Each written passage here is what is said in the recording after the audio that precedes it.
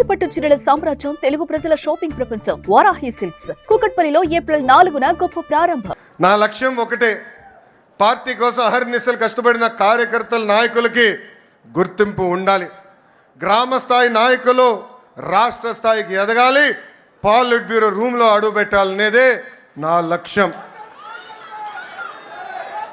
Party ముందు ఒక ప్రతిపాదన ఉంచాను. 3 టర్మ్లు ఒక పదవి చేసిన తర్వాత పై పదవి కన్నా వెళ్ళాలి, లేదంటే ఒక్క టర్మ్ బ్రేక్ తీసుకోవాలి.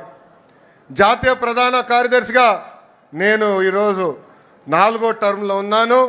గౌరవ అధ్యక్షుల వారిని నేను కోరేది ఆ సంస్కరణ నాతో మొదలు పెట్టాలని ఈ సభాముఖంగా నేను కోరుతున్నాను. ఇది జరిగితేనే పార్టీలో కదలిక వస్తుంది. యువతకి రెక్కలొచ్చి రాజకీయాల్లో మెరుగైన అవకాశాలు వస్తాయి.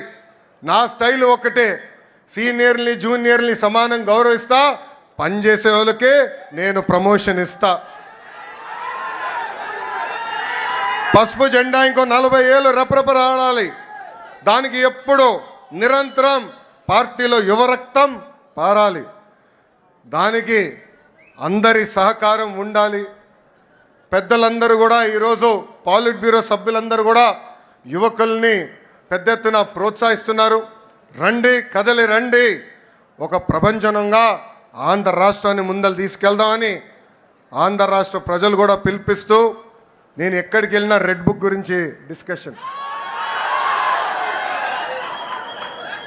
నేను అనుకుంటున్నా రెడ్ బుక్ గురించి మాట్లాడాల్సిన అవసరం లే.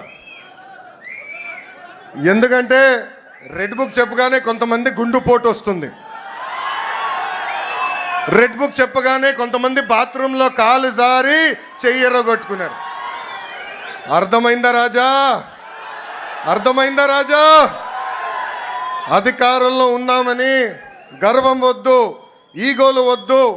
అందరం కలిసికట్టుగా ప్రజల కోసం, కార్యకర్తల కోసం అహర్నిశలు కష్టపడాలని మీ అందరు తెలుపుకుంటూ, నాకు ఇంత అద్భుతమైన అవకాశం ఇచ్చిన జాతీయ అధ్యక్షుల వారు గౌరవనీయులు శ్రీ నారా చంద్రబాబు నాయుడు గారికి నా హృదయపూర్వక ధన్యవాదాలు తెలుపుకుంటూ మీ అందరి దగ్గర నుంచి సెలవు తీసుకుంటున్నాం.